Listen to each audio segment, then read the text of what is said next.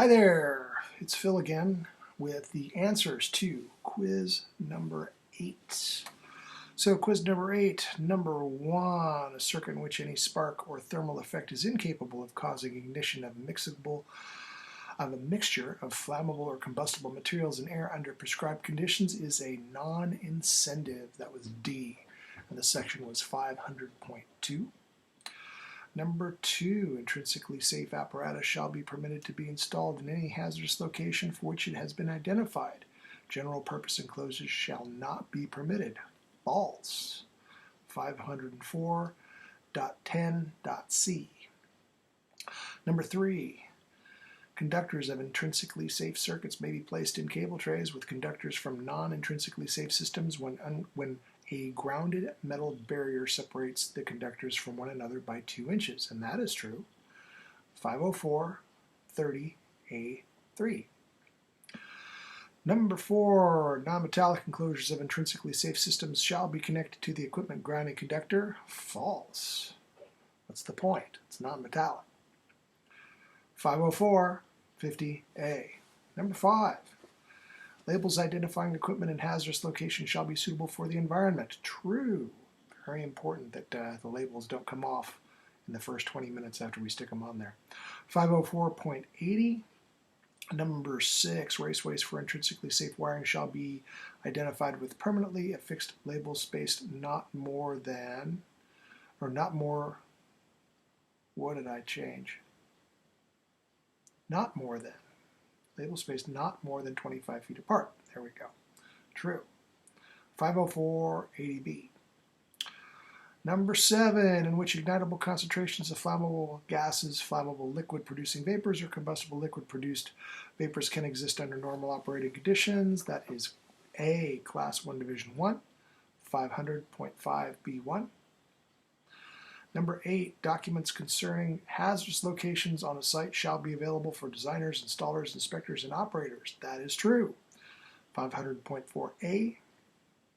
9, reference standards published by the NFPA, API, ISA, and others are useful for classifying locations, static and lightning protection, and other hazards. Very true. 504b, note number 3. 10a. Blank location is a location in which combustible dust due to abnormal operations may be present in the air in quantities sufficient to produce explosive ignitable mixtures. That would be a Class 2 Division 1 is what it should be. But for whatever reason, this is saying E, none of these.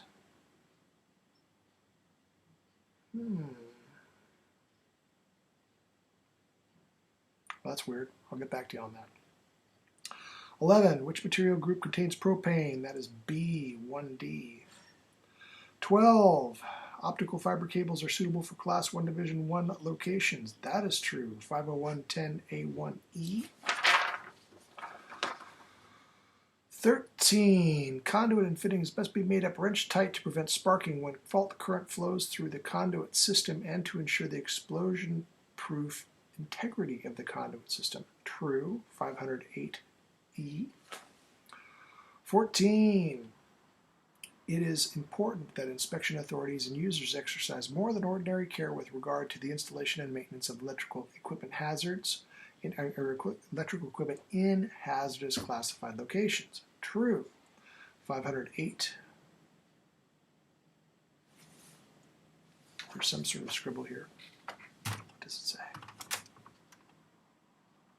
Can't tell. 15. Flexible cords with cord connectors listed for the location are allowed in Class 1 Division 1 and 2 locations. And that's true. 501.10a2. Really need to do a better job of clearing up my notes here. 16, cables entering explosion-proof enclosures shall be sealed at the point of entrance. True. 501.15a1. 17, the maximum surface temperature allowed in Class 3 locations is C, 165 degrees Celsius. That's 503.5. 18. The conduit run between the conduit seal and the point at which the conduit leaves the Division 2 location shall contain no union coupling box or other fittings except for the listed explosion-proof reducer installed at the conduit seal. True. That was 501B, B2. 19. Luminaires in Class 2 Division 1 shall clearly be marked to indicate the maximum wattage of the lamp for which it was designed. True.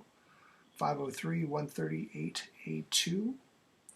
20. Wiring methods in Class 3 Division 1 may include IMC, PVC, MC cable, MI cable, E, all of those. 21. A location in which easily ignitable fibers, flyings are handled manufactured is a Class 3 Division 1. 22. In Class 3 Division 1 location, switches shall be installed in dust-tight enclosures. That is true. 503, 115.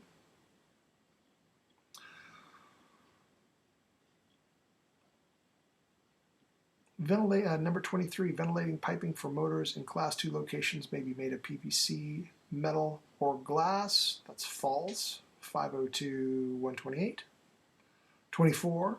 Portable luminaires with exposed bulbs are suitable for Class 1 locations. False. 501, 130. And number 25. In Class 2 areas, bonding enclosures requires B, bonding jumpers, and that was 50230A. So that's this one. I will, if you've got questions about it, email me, please.